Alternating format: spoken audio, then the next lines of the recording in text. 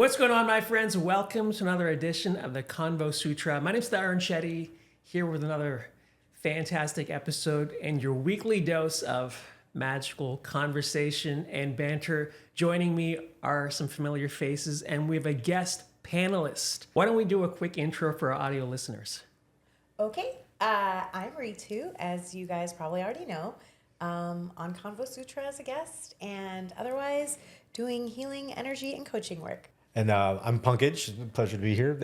I am a corporate and intellectual property lawyer, founder of the law firm Carbon Law Group.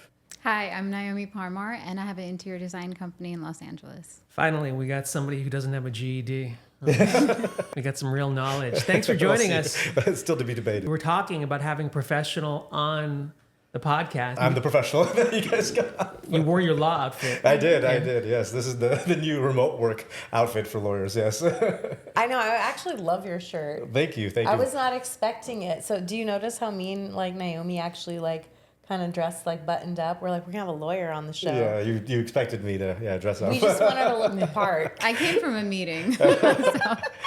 The shirt is actually Raga. If anyone is ever looking for really cool clothing, they have men's and women's stuff. That's really cool. Oh, great! We got a sponsor. Yeah, right. Exactly. Maybe. Thanks for coming on. Do you do a lot of these podcasts? I've actually tried to start my own podcast on law, and I've probably filmed about 7 episodes, but it's been all remote. Nothing quite this well polished. Yeah. Well polished. Yeah. Well lit. I know you've seen the episodes. Kind of feel like law is kind of changing though, because I'm always seeing lawyers pop up in different media and things like that. Is this something that interests you, being on camera and talking? Because we all need help. Yeah. It does. It does. I realize that how we get in front of people nowadays is a lot different than it was even 5 years ago. Yeah. Before when I started my career, I was going to all the networking meetings in LA. I was all over the place, and it was very hard to scale that. But now you can scale yourself so much easier with technology and all these podcasts. So I feel like things have changed a lot, and I enjoy it. Sometimes I'm trying to figure out how do I say things that actually that garner attention, in a way that I can't compete with the people doing dances, attractive women doing dances on TikTok. And how do I make myself interesting and relevant? You're essentially here so we can ask you free law questions. Yeah. Because we were just talking about this off camera. It's not just law. There's so many industries where you have to present yourself. And you drove from far away to be here. And when you have content online, you can put it out there and then so many people can see it. But it's a good way to connect because your clientele is not going to care about dancing videos. Right. They're going to care about the knowledge that you put out. It's going to make them feel comfortable about potentially hiring you, right? Exactly. Yeah, I think it's a great way to build trust in a lot quicker way. Mm-hmm. And I've even had clients say that, I've done some YouTube videos, and they said, oh wow, it was really helpful what you said, and that's actually why they called. And then you can build more trust from there. But yeah, I think it's also kind of it's hard to just trust a photo, but when you see a walking, talking example of how the person interacts, you're like, oh, okay, I like the energy of this person, or I want to work with them, or I like his shirt. Yeah, exactly. If this is what does it, exactly. I think it's a great reason to choose a lawyer. Not to shit on lawyers, but I've met so many lawyers who are awesome, but I've met some other lawyers, I'm like, how did you get through law school? Yeah. Do you encounter that in your business day to day? I do. Law school, and sad to say that even a lot of younger lawyers that I'm trying to help, I try to mentor. People reach out to me, and I don't want to be one of these people who cast a wide net over certain generations, but people, someone did a project for me the other day, and it wasn't very good, but I was like, hey, what, this is where you could be improved. Let's sit down and go over it. Let's schedule time on my calendar and we'll do it. He never did it. He never took the effort to actually sit down and learn about how he could get better. And I was like, I would have loved those opportunities early on in my career because that's how you grow. But I feel like people a lot of younger lawyers don't want that conflict. They don't like, if they're not doing amazing, then they don't really want to hear about that. Everyone in my family is in law. Oh, really? So both my parents went to law school. I have grandparents who went to law school. I have cousins that went to law school. So I'm basically one of the only ones with a law degree. Wow. But You kind of look like Ally McBeal or something. Remember that show from the 90s where she's like, isn't she like a lawyer or something? So is Ally? Ally I've McBeal never is seen that show. Yeah. Is she a lawyer? I might She's a make lawyer, that up. yeah. Or- Oh, she Yeah, is? she's a lawyer, Okay. yeah. What's that movie where like she goes back to law school? She goes to Oh, Harvard. Legally Blonde. I'm like the opposite of Legally Blonde. I was gonna say Legally Black, but that doesn't work. Legally Black doesn't work. You've been watching the doesn't work. episodes. I paused before saying that. Yeah, that doesn't. Legally Brown. Yeah, I don't Yeah. know. We can think of something fun.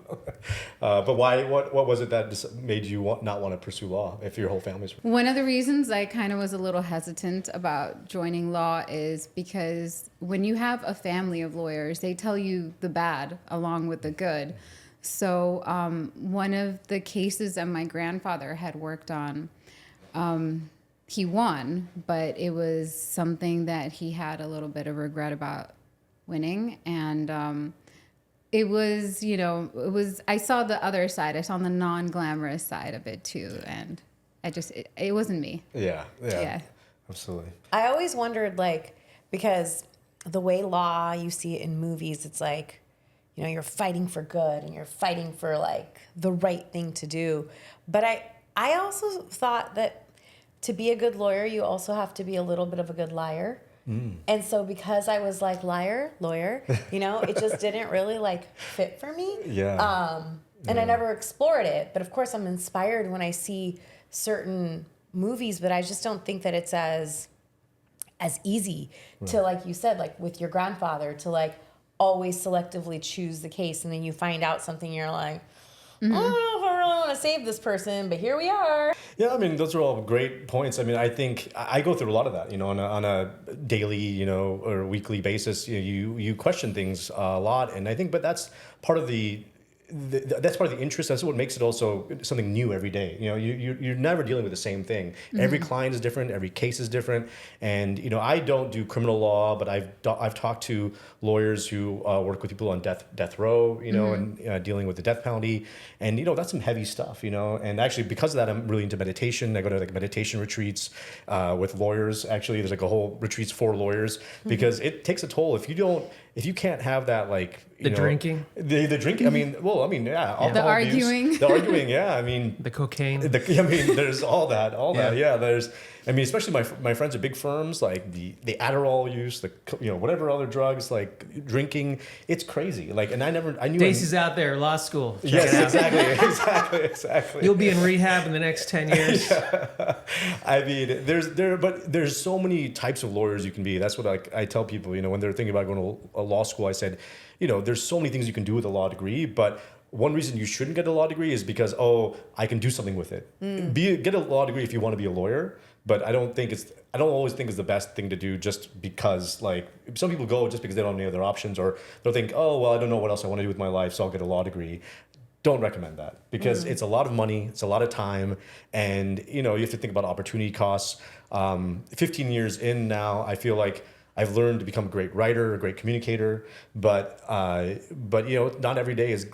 My job is not always glamorous. A lot of it is just researching, writing letters, strongly worded letters to get my clients out of certain things. I'm a transactional lawyer, but there's litigators. You could be a government lawyer, so it's really important to understand there's a wide spectrum of lawyers you could be. I've always had this weird fantasy to be a lawyer, but then the reality of it, I'd be a horrible lawyer. All I know is TV references of law. I feel like your face would give you away. Like, I feel like you don't have a good poker face. Do you need a good poker face in law? Well, I mean, yeah, you're presenting your case. You probably know the truth about your client, right? Right. So, I mean, like, I think you have to have a good poker face a little bit because... Is that true with all professions, do you think?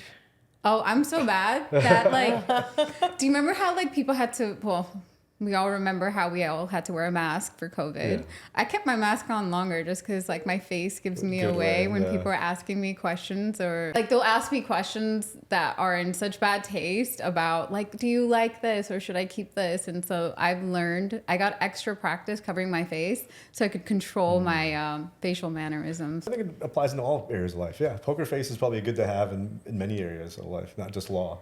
I fake everything. Like, even this podcast, like, Yeah. I'm like, what am I doing? Yeah. Like, half the time. But I'm like, well, I just click into some mode, and I'm like, whatever happens, happens. Yeah. Is that an actor thing, though, that you can click into a certain mode? No, it's a life thing that I've done throughout my entire life, from school to girlfriends to everything. Like, oh, I'm going to turn happy face on today. I try to be more authentic, but like even now, like I wasn't, because you were late, right? Yeah. Yes. And I was like, I'm paying for the studio, Yeah. right? So I can't let that bleed into this. Yeah. I can't take this whole ship like the Titanic because I'm pissed off.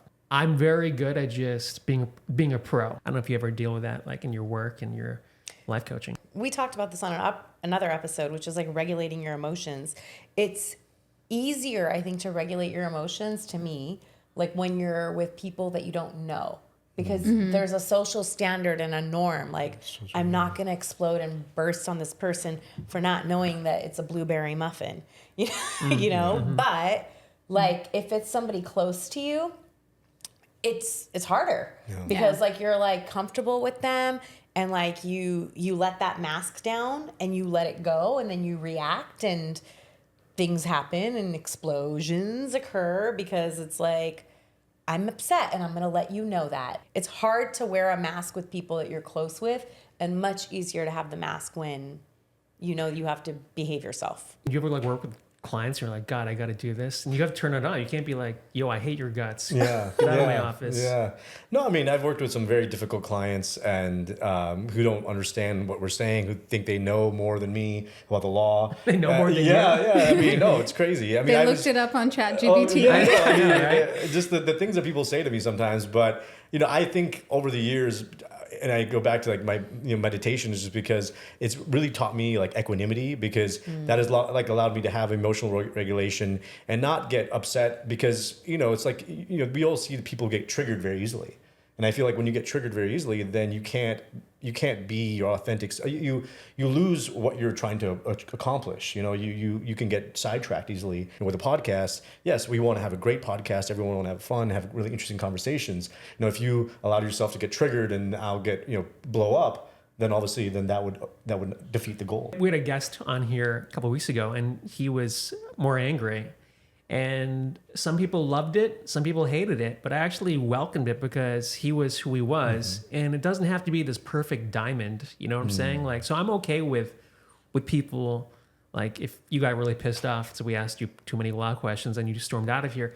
That's like a natural reaction, right? But I'll be sending you guys a bill later, but that's fine. Yeah, we're getting billed for this. We're getting an invoice in the mail. That's why I love this podcast because there's a freedom to like people. I mean, people have called me out on this. We've called out each other, and it's hard to do that in like a scripted TV show or some other format. Yeah, that's true. I mean, so it makes me question, like you said, okay, you can be yourself.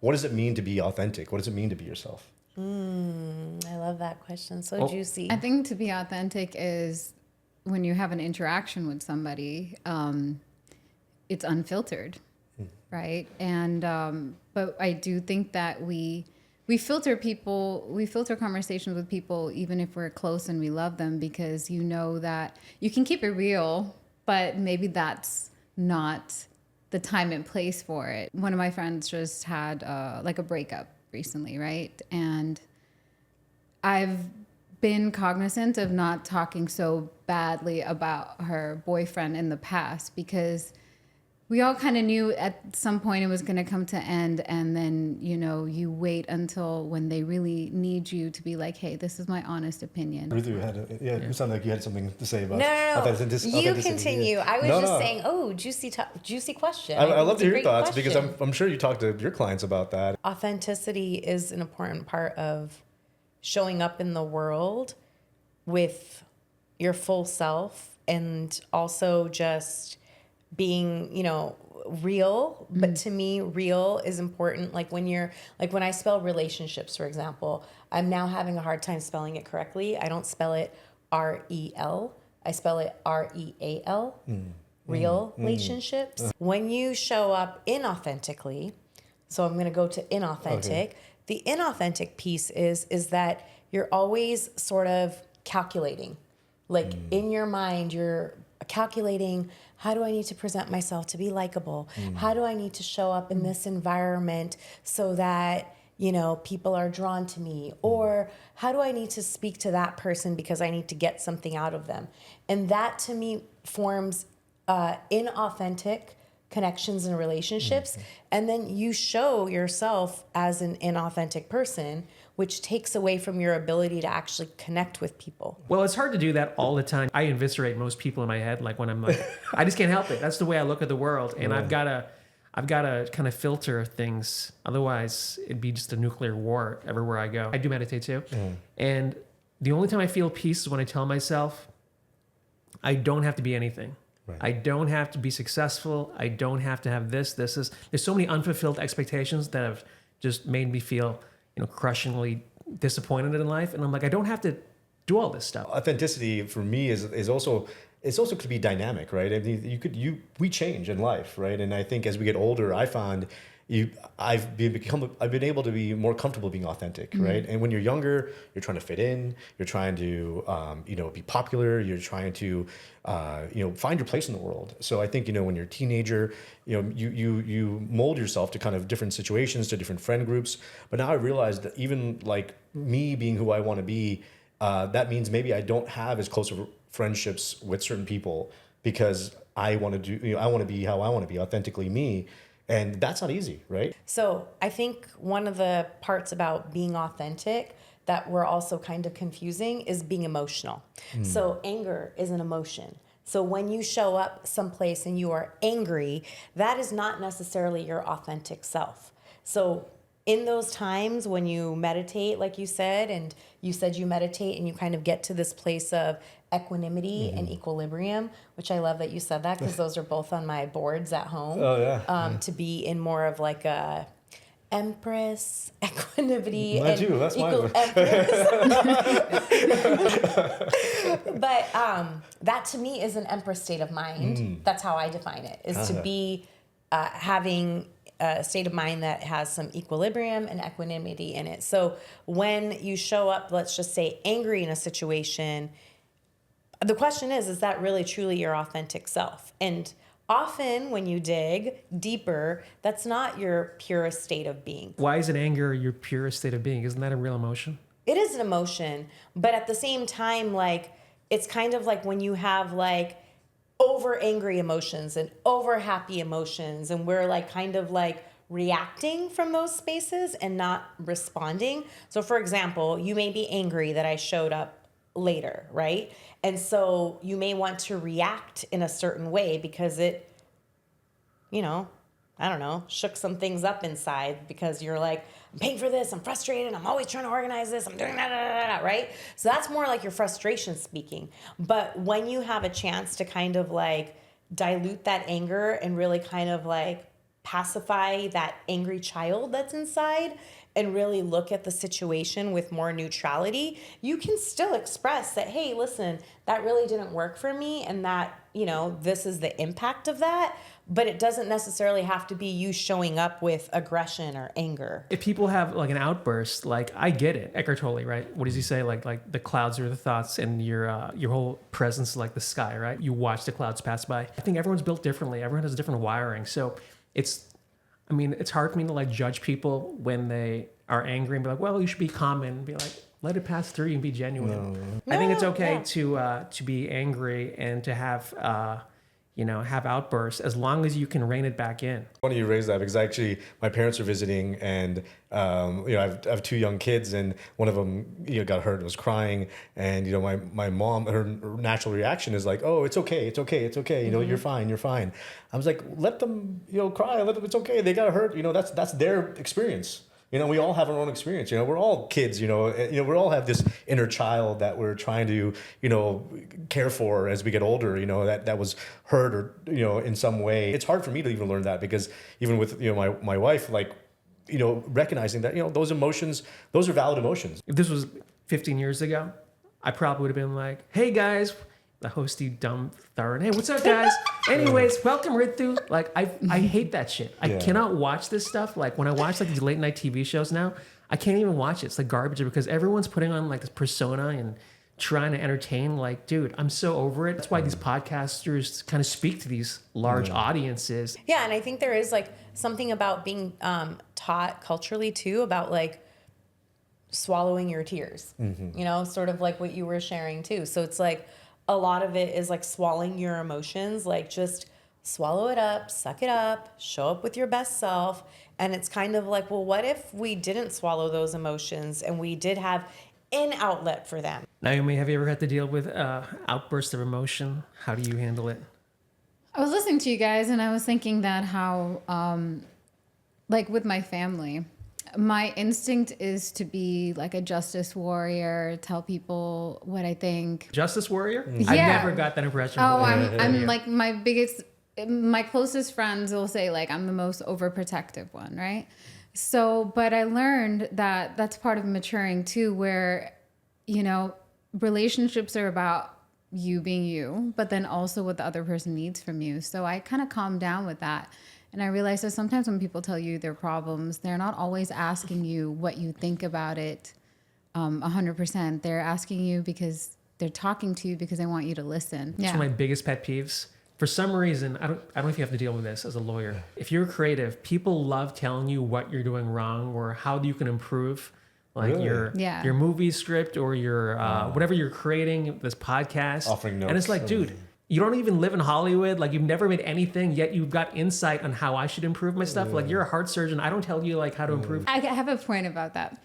I have a friend who wrote a script, and you know, they've made movies before. Obviously, I don't know how to write a script. I have no background in anything with that. But I think what happens is like when you're friends, when you tell your story, when you tell people that you're writing a script, I think friends get excited and they think about how they can help, and they think about how they could be like a focus group for you. So it's not so much being the person who's done that before, where I'm like, oh, can I help? Can I read it? Yeah. Can I like, I guess now that I'm hearing you say that, I'd be more cognizant of like, okay, maybe it comes across as like I'm telling you what to do, but like I've done that before. But also, I think the thing is like we can't neglect that they're the consumer. Doesn't matter if they're a heart surgeon, doesn't matter if they're a lawyer, like if they're the ones consuming your content. And so sometimes when they offer some level of critique, it does take something to be able to be like, deep breath and like, let me see what actually makes sense and I'm going to take that in, and versus be like, nope, I have a vision and this is how I'm going with it. I feel like the media, because there's so many podcasts and film and TV, and you can watch YouTube. Everyone thinks they're an expert because they listen to Steven Spielberg on a podcast, so I can make films now. And two, the critique can mess you up. Like if I'm writing something or creating something and I bounce it off somebody and they're like, you know, this isn't a good idea, then there's like already like poison in my mind and I'm working against myself now. So now I'm making a rule, don't even tell people. Like, why am I even asking for their feedback until I actually make the thing? I think we all looking for validation in some ways, right? And sometimes we ask people, is this a good idea? Just to get validation, right? Maybe because we don't know if it's a good idea. And so I think it's in the creative world, you know, I'm a lawyer, but we do creative. We do a lot of, you know, writing. I bounce, you know, a lot of what we do off other people just to make sure that the tone's right when we're sending out letters.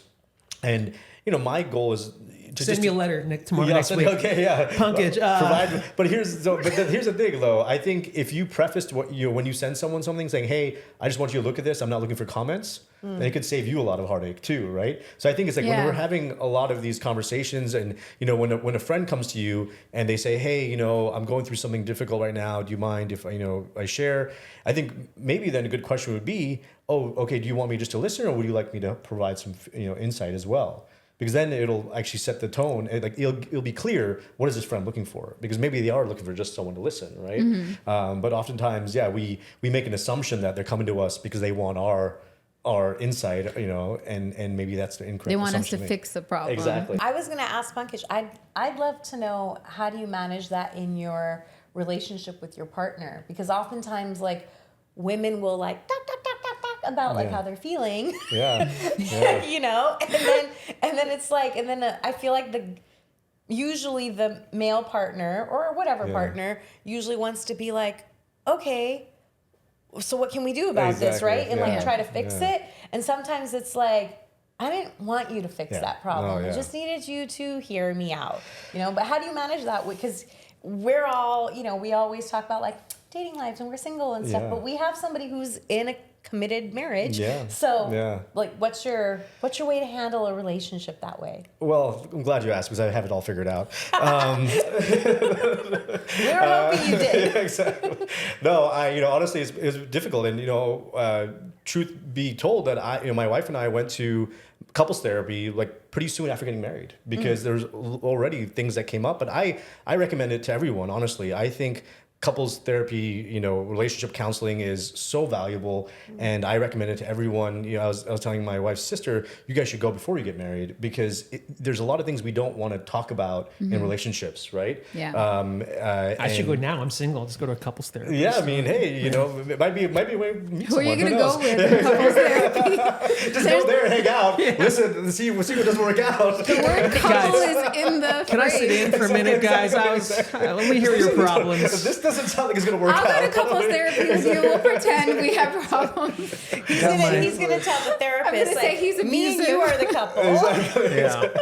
Tarun called me fat last episode. So. Did I call you fat? Stuff. Yeah, exactly. No, exactly. we were talking about okay. side note. Yeah. No, but no, I mean, so I think for us, one thing that's been super valuable for me, and still to this day, I mean, the thing is, like, my job every day is to fix people's problems, and then I come home and I'm like, I have to make sure I'm not in that same mode because things are going to be expressed to me. I'm not doing certain things with the laundry or something like that, and I'm like, well, then we should just hire someone because I don't have time for this. But it's not really what she's looking for right there. She's looking for support, and it still to this day comes up. But we try to use actually something called nonviolent communication.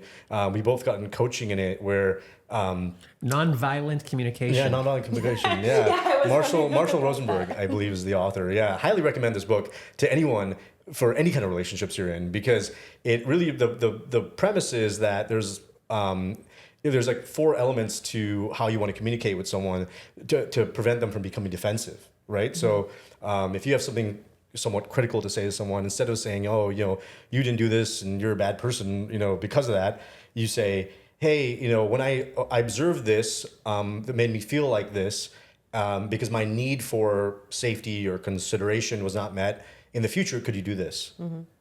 And like just that framework, doesn't it sound a lot less like offensive? Absolutely. Because traditionally, the way that people approach therapy is that there's so much pent up resentment that it becomes about everything. So I like that. I've actually heard that before, to do couples therapy on a more regular basis, even when things are fine, because, people do more research in how to improve their Instagram game. Yeah. Like they look at their insights, their analytics. Oh, this content did well. Like the single most important relationship in your life is going to be your spouse, right? Why not do some like analytics there and make it better? Just because like that's a passion area of mine to support people in. One of the things I found like in a lot of the stuff that I've read or things that I've seen is like that model that you just talked about. In my mind, when I'm in the heat of a moment, that model has gone in the trash bin because I am not thinking like, what was that again? I need to express what? And then I need to what? So I'm often like looking like, how do I communicate to somebody or even like create something that when I'm supporting other people that they can quickly remember. So for example, like I might come up with like an acronym like ARM, which is like acknowledge, release, modify. Right? So like to me, that's just like. If I was arguing, you were my wife and we're in an argument, and you were like, here's an acronym. Armistice? What was it, rabbit? He would just point to his arm, like, you need to arm right now. You need to arm. I'd be like, all right, I'm out. Arming himself. I'm like, here's the house, here's the car. I'm gonna move to the beach house. Take everything. I'm out. Yeah. White flag. We know that doesn't work. Finish your acronym solution. That was it. Like, just like, Did you come up with this on your own? The acronym? Yeah, I thing? literally just was sitting here after I heard him. I was like, oh, like acknowledge, release, and modify. Like those are the 3 components. Oh, so you've tried this on guys? No, I've just thought of it now. I will try it. Yeah, try it. Let me know how that works. Report back. Come back here. Let me know how it works. Stay tuned next week. It didn't work on Tarun. He was like, but can you give me a house? I don't want to poo-poo your ideas. I'm sure they might be fantastic, but I think everybody's got a different reaction thing. And apparently this thing works for you. So that's great. That's helped you the marriage out. Yeah. I mean, every relationship, honestly, like with a difficult client, if I think about, hey, I mean, you have to pick the right client, but just observing something and saying, this is not about you, but it's about what I'm going through right now. And, but it's more probably, better for like personal relationships. But this guy's used it in like many different negotiations, high stake negotiations as well, because otherwise, the moment you say something and people become defensive, they stop listening, right? And now you're not gonna be able to get through to them. Yeah. He's taking high stakes negotiations and he's applying to doing the laundry in your house. Well, I mean, yes, exactly. It's a very high stake negotiation. Just wait. That's terrific. Because you know what? One of the reasons which I loved having you here is because you represent a South Asian who actually followed the traditional route. Like, I've known you forever, and you've always been very passionate about law. Yeah. Well, I mean, honestly, like I've actually was really interested in the creative world early on. I almost went, and I don't think I told you, but like I went to FIT in New York to go do design. Obviously, FIT. Exactly, as you guys I can see. tell with the shirt. Yeah. Now it all comes No, together. that makes sense. Yeah. No, What kind of design? So I wanted to do graphic design and I won some contests in high school for designing T-shirts and stuff, and cool. going to like kind of fashion. And I went to FIT, and then I was like, you know what, this is not really for me. And then I went to India to do volunteer work, and I worked in India in IndyCorps, which was life-changing, doing working in the slums, working in a nonprofit cafe where people would all volunteer run, and then whoever you ordered your food, and then at the end it says, okay, pay with your heart, and whatever you pay will go to the next person. So I had these amazing experiences, and then I ended up working on a legal case there, and I realized, I definitely want to go into law because I can I can help people, I can make an impact. How about your parents? Were they relieved that you didn't go to FIT? Probably. But I was lucky. Growing up, my parents were very, very supportive of the arts. I actually tap danced for 25 years. I taught, and many secrets coming out that I didn't know about. Yeah. In New York, I studied the Broadway Dance School in New York, and then in Washington D.C., and then I was teaching in Arizona when I was actually in law school. I was teaching at a high school just for fun. And That's why he's the happiest lawyer I've ever met. Yeah. Because he can just tap and dance his way out of a bag. He actually is dancing on TikTok. Yes, exactly. That's the thing. Why I aren't you think about I should put on my tap shoes. Maybe I'll get Yes. more impressions. Tap here for more advice. Exactly. I like that. I'm really fascinated because I did try to get a job for a few years, like 12 years into comedy. I got a day job and I just did spots at the Comedy Store at night. And I had a hard time doing it. I know you worked corporate America. Did you ever feel that? I did, and actually on my way here, I had a great conversation with my cousin exactly about this, because I am looking to explore getting back into corporate in some avenue, because I do feel like from an impact standpoint, and I was telling him, but if I get back into doing what I was doing, like my heart just sinks, and I can tell my full body is like, don't do it, right? Mm-hmm. So he made a great point. He's like, you have to find something that's in alignment still with everything that you've learned over these past few years that you don't want to do. So don't go back and do what you didn't like doing or didn't want to make an impact in. Find the things that you do, and then you'll naturally show up being able to make that difference that you want. How about you, Naomi? So what actually led to me starting a design company and a home staging company was after biology didn't work out, I went into economics and finance. That's what my degree is in. So I went through the 6-7 rounds of interviews, and I got into PIMCO, which is the huge asset management company in the West Coast. And that would basically have been for my degree, the best kind of job I could have gotten. And that's actually when it got real and when it became concrete, that's where I realized, like, why am I actually, after celebrating, kind of depressed? I got it.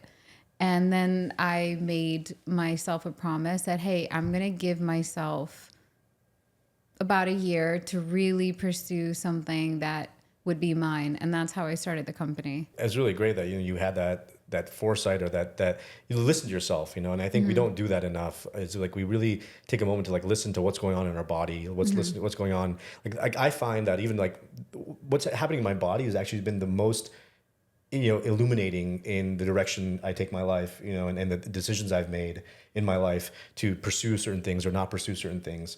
Because I think your body knows the answers before your head does. I mean, this being real, sometimes I wish I never did comedy at all. Mike Rowe from Dirty Jobs, he goes, follow opportunity. He's like, fuck your passions, follow opportunity. And I was like, I kind of wish I did that more because I had a lot of opportunities, but I was always like, no, it's got to be this way. But honestly, like, I know what I'm good at. Like, I'm really good at like putting things together, but I'm always like in my mind, no, I'm Adam Sandler or something, you know what I'm saying? But I'm not that guy. I agree with you about following your opportunity because I didn't think I would do what I'm doing. And there was an opportunity that presented itself. I took the aspect of that opportunity I really liked and then ran with that because, I didn't have people telling me how to have a business, how to do anything that wasn't one of the STEM kind of things. And, sometimes when you don't have people around you in the industry that can help, you do have to follow your opportunity and like make the best life out of it. What would you have done if you didn't do comedy? Fashion. Yes. I just feel like there's a lot of things in life that are probably more important that I'm realizing now, like family and stuff. And I don't know if I want to have kids anymore. Like sometimes like this business dictates everything now where like I am all in and I've got some great things moving in my career, but it took so much to get to this point. Yeah. I think, I was listening to a podcast on the way here and about like with interviewing some actors and, it was interesting what they said is that like, even I think in the world of the arts and being an actor, there's always like, there's these like very famous actors that said they still have imposter syndrome walking into a room after being in so many, movies and all that. So do you feel like maybe it's just getting more comfortable with that feeling? I walk into meetings sometimes, these big high level meetings, and I'm like, dude, I gotta just fake this. Yeah. And I've been doing this almost 30 years now, and I'm in these meetings and I'm like, I'm still insecure. I mean, I don't know if selling yourself is inauthentic because this is what you're trying to do. And I think that I recognized early on in my career why I went out on my own and started my own business is because I was working for an entertainment lawyer in LA, great entertainment lawyer. But I saw that, he was like, okay, do this thing, set up this company. And I was looking at the books on his desk. I was like, you're just looking at those books and setting up this company. I can do that.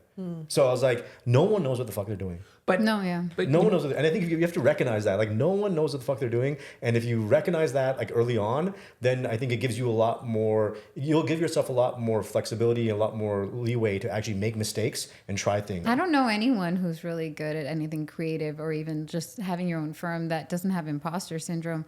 So imposter syndrome is when you really are capable. You've proven it. You have a portfolio backing it. But then some days, like, people wake up and they're like, I can't believe I do this for a living. Yeah.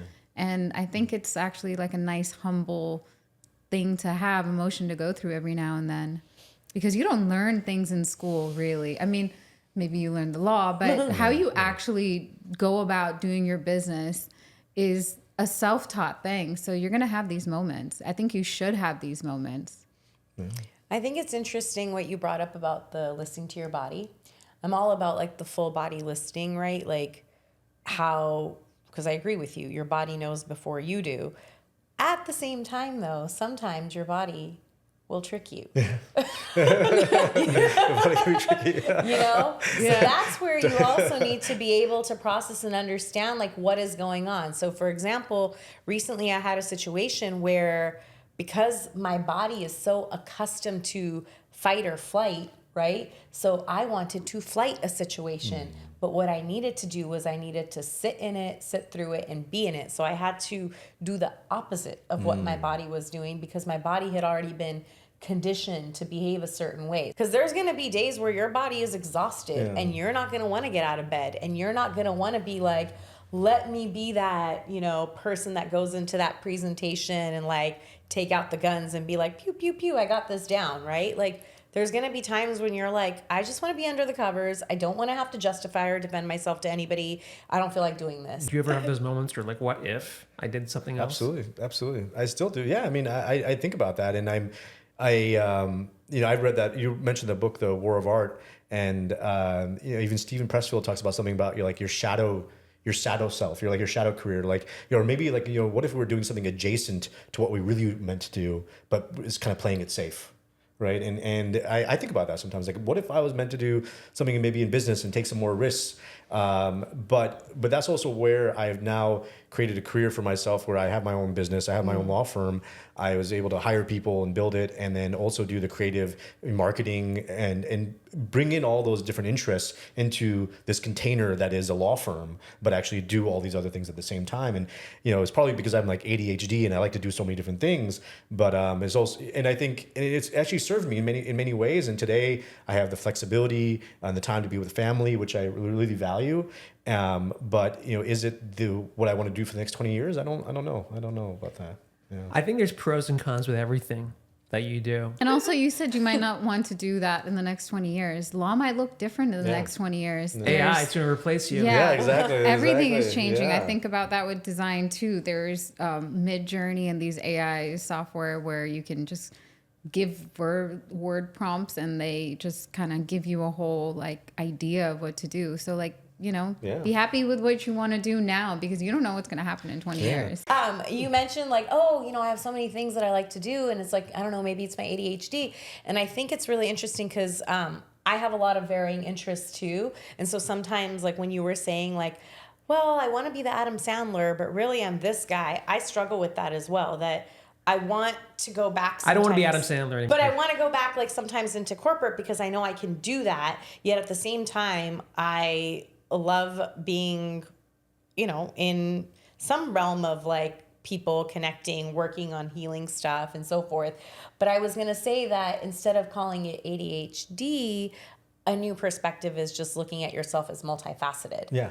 Because we're that's a good all point. multifaceted and multidimensional. Yeah. So it's like these are just like the various dimensions of yourself, kind of like a Rubik's Cube. Yeah. And it's like, that's what you have going on. Yeah, no, I mean, I appreciate that. Thank you. And it makes me like think about a conversation like a long time ago with my brother, and because I play instruments, I play tabla and guitar, and I like doing a lot of things. Talents. Lawyer ever. You're tap dancing, tabla, guitar. He's like, I'm just saying I've had a lot of different interests, and my brother's like, he's very much like straight and narrow. He got a job, got married early on, very early, and done very well, works for Google, and he's like, man, you're like kind of a jack of all trades. Why don't you just focus on something? I'm like, but honestly, all this stuff, like, I enjoy it. Like, all this stuff like gives me, because I play tabla, I can appreciate Zakir Hussain so much more. I feel because I play guitar, I can appreciate someone who plays guitar. All these little things have created so much more depth in my life, and I feel like that's why I continue to do them. And now I try to pass that on to my kids. But before I felt bad about being a jack of all trades because master of none. But actually, you know what? It's been it's created so much vibrancy to my life doing that. There's this book called One Thing. I can't remember the author's name. The guy, he was a real estate guy. He started Keller Williams. I read that book, and like I'm doing this podcast, and this thing is killing me. Like editing this stupid thing every week, and my stand-up is taking a real hit. Then I think, I gotta focus on this thing. I also have some other things on the side, some writing stuff. So I only have so much energy during the week. I wish I could be a jack of all trades like I used to, but I also think sometimes you kind of have to focus in on stuff. I agree. I see it almost as like seasons now. Like, let me focus on this for one season, this for another season, right? Like, instead of just saying, okay, I'm going to do everything at once, because you're right, it's impossible to do that. But now to get deep for one season in this, see how it goes, and then maybe try something else. Seasons of change. Yeah. Right. Yeah. Go to law school. Yeah, go to law school, man. It's never too late. That's a long season. That's a long season. That's a long season. It could be a dreary season too. Yeah. What's the craziest clause you've ever seen in a contract? Wow, that's a great question. Craziest clause I've seen in a contract. I mean, I think is like I do so many different types of contracts where. What about entertainment? Because I feel like they would have diva conditions. Yeah, well, I used to work for the entertainment lawyer, and it would be probably just writers that you see, that the things that they need, like, and when they go perform, just the weird stuff that needs to be in the dressing room and things like that. Like blue M&Ms? Yeah, like things like that. Yeah, just like, Yeah, I mean, never that crazy for me, but I know like part of the firm we were talking about it, like just the crazy things that people need. And then nowadays it's more about like how do you, I mean, crazy is like how do you make things fair for everyone? And I think that's always the challenge with contracts is like how does everyone feel like they are protected, but also that it's fair and they're also getting what they deserve. I wish I had like a juicy story for you, but it's probably the writer stuff. Yeah. I'll just tell myself it was blue M&M. Yes, exactly, Okay. exactly. So how does a creative protect their work? That's a great question. That's actually my area of expertise. So there's intellectual property and there's contracts. But in intellectual property, there's trademarks, there's copyrights, there's patents, and then there's trade secrets. So those are kind of that's like the four main areas of intellectual property, and we do a lot of trademark law and copyright law. And trademarks are protecting the source of goods. So when you see a trademark, you're saying, "Oh, I see Nike." That means it has a certain quality to it. That means it has it's coming from a certain source. Copyrights protect the legal expression is tangible expression of an idea. So it's something you write down. You draw a smiley face, and that's protectable. If you register, you could register a copyright for that as long as it has sufficient artistic creativity. And then you have patents that can protect ideas, inventions. There's design patents. There's utility patents. And then you have trade secrets. So everything else you cannot protect. Like a classic example of a trade secret is the Coca-Cola recipe. They couldn't really copyright that. They couldn't, patent it, couldn't trademark it, but it is a trade secret. So that's protected by NDAs and confidentiality. So anything you want to protect as a creative that you don't want other people disclosed, always have an NDA in place. That's my suggestion. Always have something that has confidentiality clause. So whatever you're sharing is they don't have the right to disclose that anywhere else. But can you actually, like as a creative, protect a idea? It's very hard to protect an idea in itself. You could protect a certain way of doing things. Like you can get business process patents. So you can protect certain things. You can copyright like code, but it's in terms of the way of doing things, not always as easy. But there are like business process patents you could get. I'm just imagining him at like a dinner party where some guy or one of your friends comes up to you and say, "I want to trademark this idea." Do you ever think, that's not even a good idea? Yeah, all the time. Don't waste your resources on this. First of all, usually people say, "Oh, I want to copyright this." I'm like, "You mean trademark?" And Well, okay, sorry. No, you're right. But I'm just saying, like, usually they use the wrong term. Like, I want to patent this term. I want to patent this. And I'm like, "You mean trademark this, or you mean copyright?" So do you have the heart to say like that's not even a good idea? Oh yeah, I mean, I'll tell people nowadays. I know. I mean, people come up with me like, so because we do so much trademark work, people come to me with ideas all the time on names. I'm like, no. Hey, I want to thank you for coming on. I think we learned a lot, and you've helped me out personally, so I do appreciate it. Do you guys want to plug anything? Yeah, I mean, if anyone's looking for business law, setting up a business, contracts, Carbon Law Group, carbonlg.com is our website, and yeah, we love to help, love to chat. We really are passionate about helping people build businesses. Great, and there's a book behind Naomi. I wrote that book. It's about me taking care of my mom. It's a fun comedy. It's not. It's actually a pretty serious book, but you can order it on Amazon. Want to thank you for checking out this week's episode. Thanks very much. Please don't forget to like, subscribe, share. Please join our Patreon. Come on, skip your masala chai for a day and join our Patreon. And we will see you guys next time. Thanks. Take care.